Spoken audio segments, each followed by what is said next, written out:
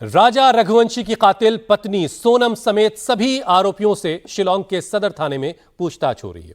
SIT की पूछताछ में सोनम ने अपना गुनाह कबूल कर लिया है। अब एसआईटी सोनम को क्राइम सीन पर लेकर जाएगी। पूरा क्राइम सीन रिक्रिएट किया जाएगा, क्योंकि राजा रघुवंशी के मर्डर केस में जिन सवालों के जवाब अब तक पुलिस को नहीं मिले हैं, उसके जवाब सोनम के पास ही हैं, क्योंकि सोनम ही इस मर्डर की असली मास्टरमाइंड है। मर्डर कैसे करना है, राजा की बॉडी को कैसे ठिकाने लगाना है, यह सब कुछ सोनम ने प्लान किया था। और यह प्लान सोनम ने शादी से पहले ही बना लिया था। सोनम ने शादी से पहले मां को चेतावनी दी थी। सोनम ने क्यों सबको दंग रहने की बात कही थी, इस खास रिपोर्ट में देखिए।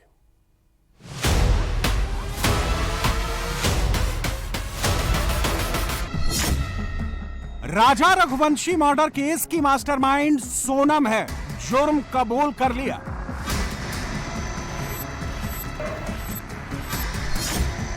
सोनम ने ही राजा के मर्डर का प्लान बनाया। पर्दाफाश हो गया।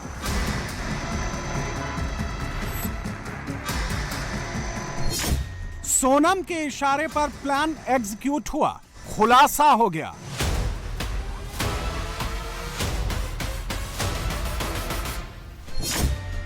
राजा रघुवंशी का कत्ल मेघालय में होना था। यह 16 मई को इंदौर में ही तय हो गया था। एक बार राज कुशवाहा ने कदम डगमगाए भी, लेकिन सोनम ने पूरा कंट्रोल अपने हाथ में ले लिया। सोनम ने राजा की हत्या की प्लानिंग तैयार की थी। राजा ने सुपारी किलर्स का इंतजाम किया था। सोनम का प्लान ए और प्लान बी तैयार था। अगर विशाल, आकाश, आनंद पीछे हट जाते तो सोनम खुद ही राजा के मर्डर का प्लान एग्जीक्यूट करने वाली थी। सोनम हर हाल में राजा को अपने रास्ते से हटाना चाहती थी और इसकी तैयारी उसी दिन से शुरू हो गई थी जब रघुवंशी समाज की पत्रिका में राजा के साथ सोनम का नाम जुड़ा था। सोनम ने जो है सोनम की मम्मी से इस टाइम पे झगड़े भी कर रहे थे और बोला भी था उसके अंदर, तो मम्मी तुम मेरी शादी राज से नहीं कराओगी कभी, तो इसमें तुम शादी जिससे मेरी शादी कराओगी तो इसमें अंजाम बहुत बड़ा होगा और आप लोग सब देखते रह जाओगे इसके अंदर। सोनम ने शादी से पहले जो धमकी दी थी, मां को जिस बात की चेतावनी दी थी, सोनम ने शादी के बाद राजा रघुवंशी को बिल्कुल वैसी ही मौत दी और सब दंग रह गए। परिवार को पूरा मालूम है, सबको मालूम है। और उसके बाद वो लड़के के घर में माँ बेटे का झगड़ा भी हुआ है। अच्छा। झगड़ा हुआ, माँ को वो चिल्ला रही है, गाली दे रही है, तुमने मेरी जिंदगी खड़ा कर। माँ ने कहते आपको घर अच्छा मिला है। बोले ऐसा नहीं, बोले हाँ, बोले अच्छी शादी करी। बोले नहीं, मेरे को नहीं करना, तुम जोर से क्यों कर रहा है, ये वो बोला हमको झगड़े। और आज पड़ोसी भी कह रहा है कि इनके पहले 3 दिन पहले खूब झगड़ा हुआ, बाहर आवाज आ रही थी। अच्छा। हमको इनके घर में क्यों नहीं कि माँ बेटा झगड़ रहा है बेटी। सोनम की प्लानिंग इतनी पुख्ता थी कि 17 दिन तक मेघालय से लेकर मध्य प्रदेश की पुलिस मर्डर मिस्ट्री में उलझी रही। सोनम जब वापस आई तो उसने पुलिस को खूब बरगलाया। पिछले इतने घंटे से पुलिस उससे गुनाह कबूल कराने की कोशिश करती रही, लेकिन पेशेवर अपराधी की तरह सोनम टस से मस नहीं हुई। अपने प्लान पर टिकी है। सोनम का क्रिमिनल कॉन्फिडेंस तब टूटा जब मेघालय पुलिस ने राज को सोनम के सामने पेश कर दिया। फिर थोड़ी देर में ही सोनम टूट गई और उसने अपना गुनाह कबूल कर लिया। इन्वेस्टिगेशन चल रहा है, क्या आपके पास पुख्ता सबूत है कि इस पूरी जो जघन्य अपराध हुआ है उसके पीछे सोनम और उसके जो प्रेमी है राज कुशवाहा है?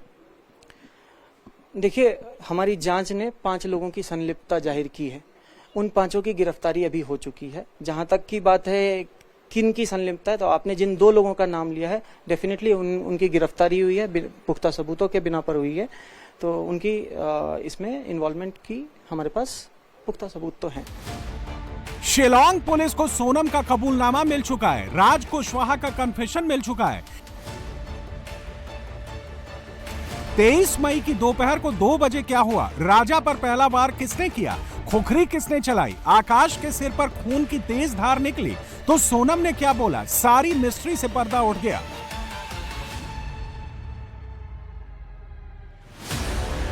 सीसीटीवी फुटेज मिल चुका है, हत्यारों के रेनकोट मिल चुके हैं, कॉन्ट्रैक्ट किलर के मोबाइल मिल चुके हैं, कॉल रिकॉर्ड मिल चुका है, कॉन्ट्रैक्ट किलर की ट्रैवल हिस्ट्री सामने आ चुकी है।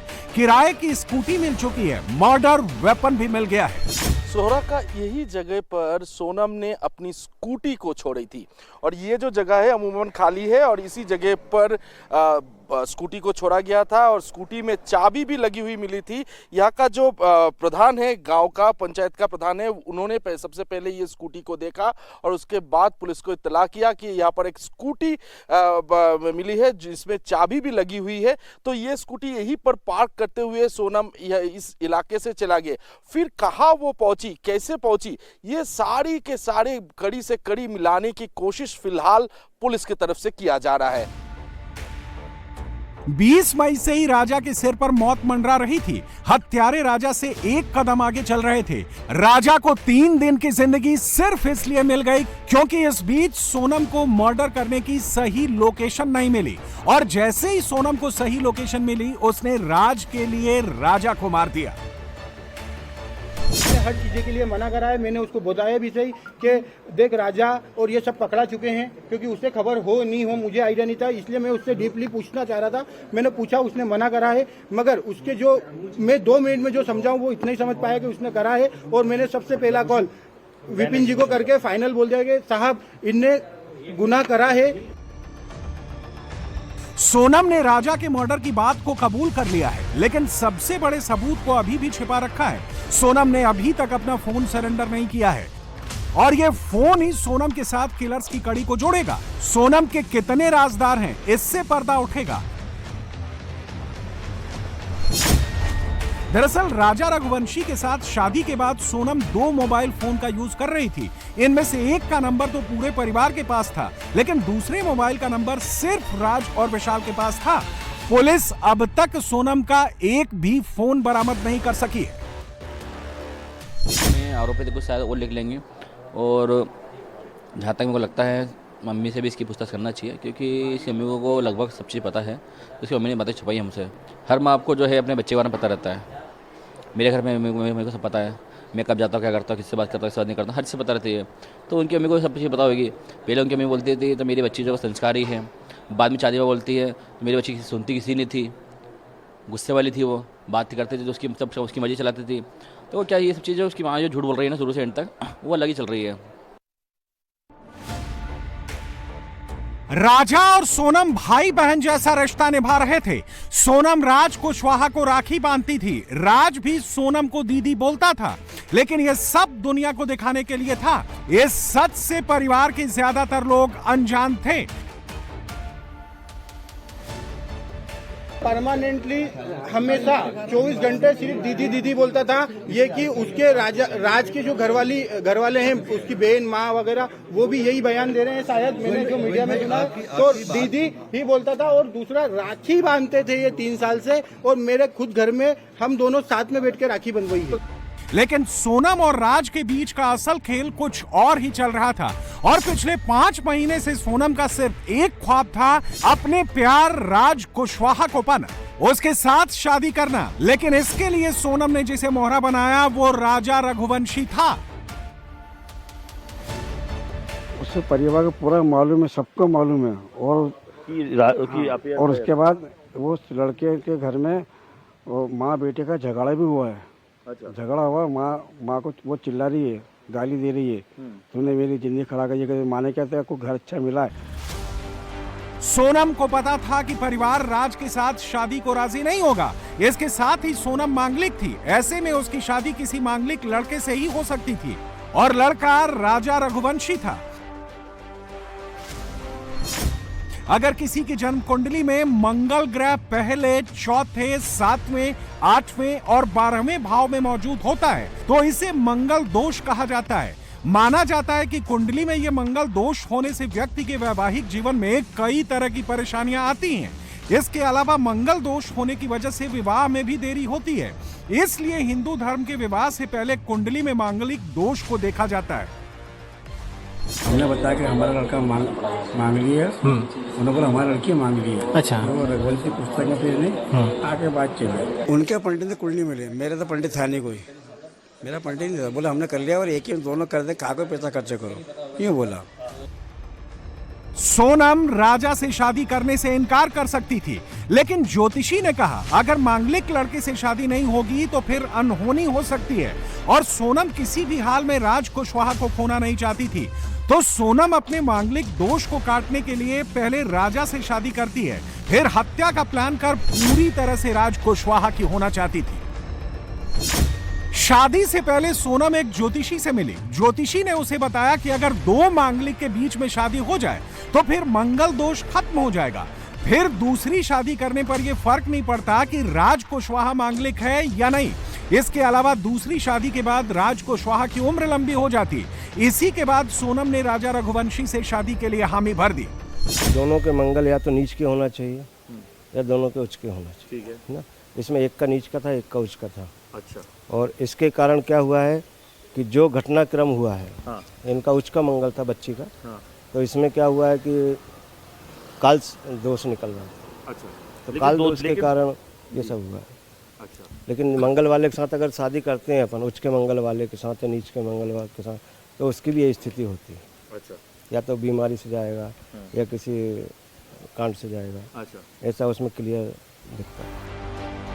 शादी से पहले से लेकर बाद तक सोनम ने हर चाल वो ही चली जो उसकी स्क्रिप्ट का हिस्सा था। सोनम से शादी करते ही राजा को पता चल गया था कि उसने बहुत बड़ी गलती कर दी है। सोनम शादी के कुछ दिन बाद ही मायके चली गई थी। उसके पास राजा से फोन पर भी बात करने का टाइम नहीं रहता था। राजा को यह बात खटकने लगी थी और इसका जिक्र उसने अपने परिवार वालों से भी किया था। तो बच्चा कहता है कि उसकी मम्मी को ऐसे व्यवहार कर रहे कि मैं जैसे कोई उसको भगा के लाया या कुछ शादी अपने धूमधाम से करी, पर उनको अजूब भी कुछ करती है। मतलब संबंध भी नहीं बनाए शादी के बाद, रूम सजा हुआ था लेकिन वो अभी सजा हुआ है। अच्छा, तो ये जो है राजा ने अपनी माँ से ऐसा कहा कि मम्मी बोला कुछ बात ही करने राजी नहीं हो रही है। अच्छा, तो फिर मैं शादी करके पछता रहा हूँ। अच्छा ये बोले रहा। हाँ, पछता रहा हूँ। वो बस फोन पे लगी रहती। मैं से बात और राजी नहीं, इसलिए मैं शादी नहीं करता, अच्छा रहता। पर अब वो समाज में चलो शादी करी, वो उसके बाद ये फोन पे कहते बोले अपन घूमने जाएंगे। ऐसा कौन व्यक्ति हो जब बच्चा बोला नहीं बोला भी सवालों तक नहीं जाते हैं। 11 से 15 मई के बीच में राजा ने जब भी सोनम के नजदीक आने की कोशिश की तो उसने बहाना बनाकर राजा को दूर कर दिया। सोनम ने कामाख्या देवी के दर्शन के बाद ही नई जिंदगी शुरू करने का वादा किया। कि राजा का जो दोस्त थे उनने बताया गया कि राजा को उसने ऐसा बोला था कि मेरी मांग थी कि अपन दर्शन करेंगे, उसके बाद अपनी ज़िंदगी आगे की अच्छे से जिएंगे, कि अपन दोनों मंगल मंगली हैं। तो राजा भी उस चीज़ों में आ गया था। लेकिन राजा शातिर सोनम की चाल से वाकिफ नहीं था। उसे अंदाजा नहीं था कि शिलोंग ट्रिप उसकी जिंदगी की आखिरी ट्रिप साबित होगी। सोनम इतनी शातिर है कि उसने परिवार को भी अपनी साजिश की भनक नहीं लगने दी। उसका भाई गोविंद खुद उसे एयरपोर्ट छोड़ने गया था, लेकिन उसने भाई को भी नहीं बताया कि गुवाहाटी के बाद शिलोंग जाने वाली है। गुवाहाटी से आगे शिलोंग जाना है, ये बात सिर्फ सोनम, राज कुशवाहा और तीनों सुपारी किलर्स को ही पता थी। मुझे कोई आइडिया नहीं है। मैंने पूछा भी था जाने के पहले, मैंने खुद ने उसको एयरपोर्ट छोड़ा था, पूछा था, तो उनका ये बोलना था कि राजा और इनने टिकट कराई है हमको, और शिलोंग का नहीं था, आसाम और गुवाहाटी जाने का। लेकिन अब सोनम अरेस्ट हो चुकी है, जुर्म कबूल कर चुकी है, सुपारी किलर का बयान आ चुका है, सब कुछ क्लियर है। बस पुलिस को कड़ी से कड़ी जोड़नी है और अब मेघालय पुलिस मर्डर का सीन रिक्रिएट कराने की तैयारी में है। राज और सोनम ने 23 मई को 5:30 बजे शिपारा के जिस होम स्टे से चेकआउट किया था, पुलिस सोनम को वहां भी लेकर जाएगी। सुबह 7 बजे सोनम राजा ने वाई सेडोंग में जहां कॉफी पी, पुलिस वहां भी जाएगी। दोपहर 12 बजे जिस टूरिस्ट गाइड ने सोनम के साथ सुपारी किलर्स को देखा था, उस गाइड से आरोपियों की शिनाख्त भी कराई जाएगी। दोपहर 2:15 बजे जिस जगह राजा का मर्डर किया गया, पुलिस वहां भी क्राइम सीन रिक्रिएट कराएगी। मोहल्ले में अभी वो पकड़ाएंगे, जो फैक्ट्री में काम भी करते वही पकड़ाएंगे, उसमें लेडीज भी काम करती वही पकड़ाएंगी, अभी और धराएंगे। अभी केस खत्म नहीं होगा, ये तो बच्चा कहता है कि उसकी मम्मी को ऐसे व्यवहार कर रहे कि मैं जैसे कोई उसको भगा के लाया या। पुलिस हर उस कड़ी को जोड़ रही है जिसका इस केस से कोई लिंक नहीं है, हर उस शख्स तक पहुंच रही है जो राज कुशवाहा और सोनम से जुड़ा था। आज सूरज का पारा बहुत हाई है। भीषण गर्मी और लू से पूरा उत्तर भारत बेहाल है। मैदानों से लेकर पहाड़ों तक लोग गर्मी के सितम से झुलस रहे हैं। दिन के साथ ही रातें भी गर्म होने से उमस लगातार बढ़ती जा रही है। गर्मी ने लोगों के पसीने छुड़ा दिए हैं। कई शहरों में तापमान 45 डिग्री के पार जा चुका है। बढ़ते हीट वेव को देखते हुए मौसम विभाग ने कई राज्यों के लिए रेड अलर्ट जारी कर दिया है। राजधानी दिल्ली में आज पारा 48 डिग्री तक पहुंचने का अनुमान है। दिल्ली एनसीआर हो या पंजाब, हरियाणा, राजस्थान, उत्तर प्रदेश या फिर मध्य प्रदेश, यहां तक कि पहाड़ी राज्यों में भी लोग गर्मी के प्रचंड प्रहार से परेशान हैं।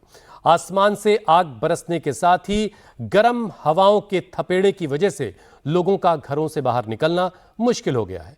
चिलचिलाती धूप की वजह से लोग अपने अपने घरों में कैद रहने को मजबूर हैं।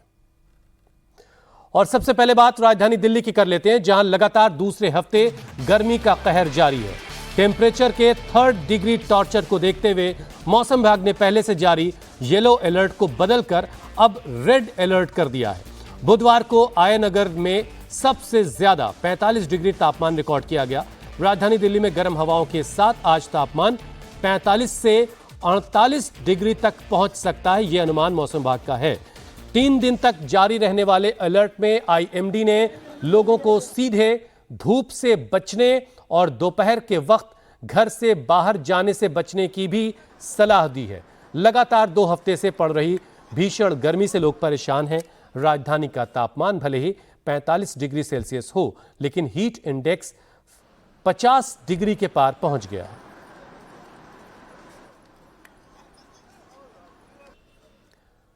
राजधानी में आसमान से बरस रही आग के आगे कूलर, एसी तक सब बेबस हैं, फेल हो रहे हैं। लोगों को न दिन में चैन मिल रहा है और न ही रात को सुकून।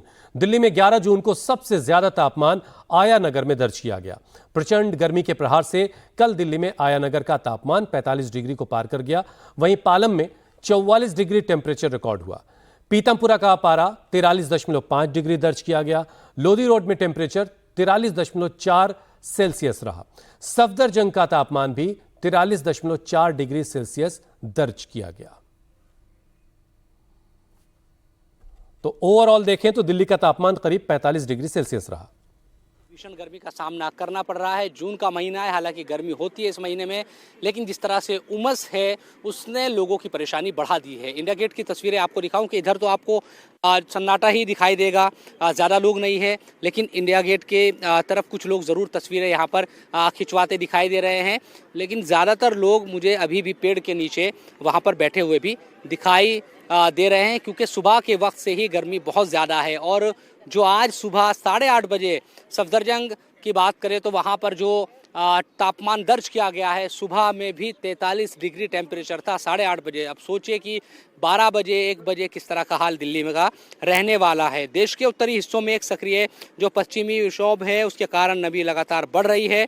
और ये भी मौसम विभाग की तरफ से कहा गया है कि आज जो हीट व्यू है अब उसको लेकर रेड अलर्ट जारी किया गया है, यानी कि बहुत ज़्यादा जो गर्मी है वो रहेगी। तापमान और नमी दोनों ही काफ़ी ज़्यादा रहेंगे। इससे लोगों पर इसका जो गंभीर असर है वो पड़ सकता है। हालांकि शाम तक ये उम्मीद है कि जो आंधी है वो चल सकती है। बहुत सारे जो पर्यटक दिल्ली घूमने आते हैं उनको भी परेशानियों का सामना है।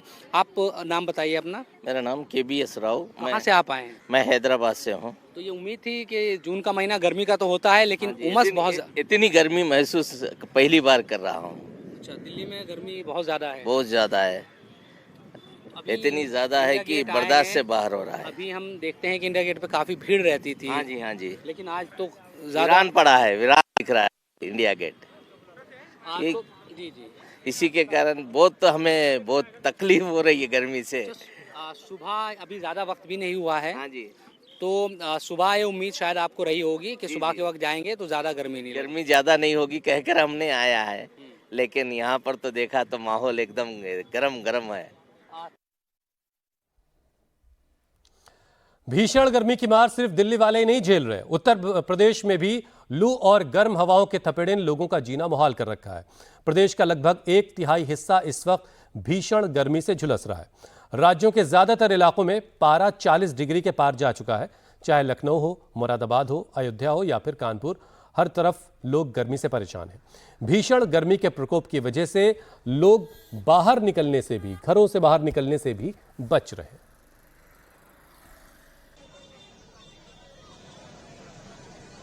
यूपी में प्रचंड गर्मी और लू का कहर जारी है। तपिश के साथ पूर्वा हवाओं ने लोगों की मुश्किलें बढ़ा रखी हैं।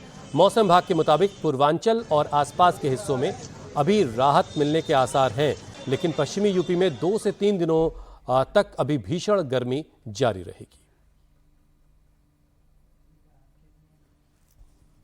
पूरे उत्तर भारत में गर्मी का जबरदस्त प्रकोप है। आलम यह है कि हर कोई इससे पूरी तरीके से प्रभावित है। जनजीवन अस्त व्यस्त हो चुका है। हम इस समय लखनऊ के 10-90 चौराहे पर मौजूद हैं और 10-90 चौराहे पर आप देखिए, सुबह होने के बावजूद जो रोड हैं, सड़क है, उस पर सन्नाटा है। बहुत ज़्यादा वाहन आपको नज़र नहीं आएंगे। सिर्फ जो बहुत ज़्यादा ज़रूरत के लोग हैं वही अपने काम निपटाने के लिए इस समय निकल रहे हैं। बाकी ज़्यादातर लोग इस समय घरों के अंदर बैठना या रहना पसंद कर रहे हैं, क्योंकि डॉक्टर्स की भी सलाह यही है कि अगर बहुत ज़रूरी हो तो ही बाहर निकला जाए। लेकिन अगर मौसम की बात कर लिया जाए तो इस समय उत्तर प्रदेश में आगरा सबसे ज़्यादा गर्म रहा, जहां पारा 45 तक टच किया। और इसके अलावा अगर बात कर लिया जाए तो बुंदेलखंड का जो पूरा रीजन है वो ज़बरदस्त तरीके से गर्मी के प्रकोप में झुलस रहा है। राजधानी लखनऊ की बात कर लिया जाए तो यहाँ पर भी टेम्परेचर 42 डिग्री मेंटेन है और यही वजह है कि यहाँ पर भी लोग बुरी तरीके से गर्मी को झेल रहे हैं। हमारे साथ लोग मौजूद हैं जिन्होंने अब से कुछ देर पहले ठंडा पानी भी यहाँ से निकाला है, क्योंकि गर्मी बहुत ज़्यादा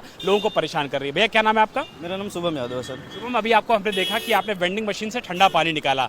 गर्मी कितना ज़्यादा परेशान कर रही है इसमें आमजन को? बहुत ज़्यादा सर, बहुत ज़्यादा तकलीफ होती है। देख लीजिए, डायरेक्ट धूप ही सुबह होते ही डायरेक्ट टेम्परेचर कम से कम 40 के समथिंग रहता है सुबह मॉर्निंग में ही। हम लोग बहुत ज़्यादा परेशान रहते हैं। मौसम विभाग ने पंजाब और हरियाणा के लिए रेड अलर्ट जारी किया है। साथ ही राजस्थान, यूपी और मध्य प्रदेश के लिए भी हीट वेव का रेड अलर्ट जारी हो रखा है। लोग मैदानों की गर्मी से बचने के लिए पहाड़ों का सहारा लेते हैं, लेकिन पहाड़ भी इस वक्त तप रहे हैं। राजस्थान के श्री गंगानगर में पारा 48 डिग्री तक पहुंच चुका है। जयपुर, उदयपुर में भी लोग भीषण गर्मी से परेशान हैं। अजमेर में भी गर्मी का प्रचंड प्रहार जारी है। राजस्थान के श्री गंगानगर में जहां पारा 48 डिग्री को पार कर रहा है, वहीं पंजाब के अमृतसर में भी टेम्परेचर 45 डिग्री दर्ज किया गया। चंडीगढ़ में भी लोग गर्मी से परेशान दिखाई दिए। समूचे उत्तर भारत में गर्मी का कहर है। आलम यह है कि लोग घरों से बाहर निकलने से बच रहे हैं। जहां एक और हरियाणा में जो गर्मी से तापमान जो है हिसार, रोहतक में 46 डिग्री से ऊपर पहुंच चुका है, तो वहीं गुरुग्राम के डीसी ने बाकायदा एक एडवाइजरी जारी कर लोगों को 4 से 5 घंटे 11 बजे से लेकर 1 बजे तक घर से बाहर ना निकलने की अपील की है। इस वक्त मैं चंडीगढ़ की तस्वीर आपको दिखा दूं तो आप देखेंगे कि यहाँ पर भी गर्मी से हालात जो हैं वो काफी ज्यादा बेहाल हैं। सड़क जो है आपको, ये वो लोग हैं जो सिर्फ ऑफिस जा रहे हैं, बाकी बिल्कुल सड़कें जो हैं वो सुनसान हैं। जगह जगह पर इस तरह की छबील जो है वो लगाई गई है, ताकि जो गर्मी है उससे आम लोग जो राहगीर हैं उनको परेशानी ना हो, उनको यहाँ पर सुकून मिल सके। आप तस्वीर देखेंगे, ये इस तरह की छबील जो है पूरे चंडीगढ़ में जगह जगह लगी हैं। और गर्मी से निजात दिलाने के लिए ये मीठे पानी की छबील यहाँ पर लगाई गई है। भैया, गर्मी बहुत ज्यादा है, उसी को देखते हुए पूरा ये बिल्कुल बिल्कुल सर, गर्मी को मद्देनजर रखते हुए ये अपना गर्म छबील लगाई है। कब तक चलेगी ये छबील? जब तक बाबा जी का लंगर है जी, जब तक बरता जाएगा टूट बरतने की कोशिश करेंगे। बाकी अपनी तरफ से ऐसा है कि गर्मी से थोड़ा राहगीरों को, ऑटो रिक्शा वालों को, कई ऐसे हैं साइकिल पैदल चला रहे हैं, पैदल राहगीरों को गर्मी से राहत के लिए छबील लगाई है। और भोलेनाथ जी से प्रार्थना है कि जल्दी से गर्मी से राहत दी जाए जनता को, थोड़ा बारिश से जनता को राहत मिले गर्मी से। ये तस्वीरें इस वक्त आप देख रहे हैं, ये चंडीगढ़ का ये रास्ता है जो जगह जगह इस तरह की छबीलें यहाँ पर लगाई गई हैं। और अगर बात करें तो पंजाब में लू के चलते जो है काफी ज्यादा परेशानी आम जनता को जो है वो हो रही है। कई जगह ऐसे हैं जहां पर तापमान जो है वो 48 डिग्री तक पहुंच गया। बठिंडा में जहां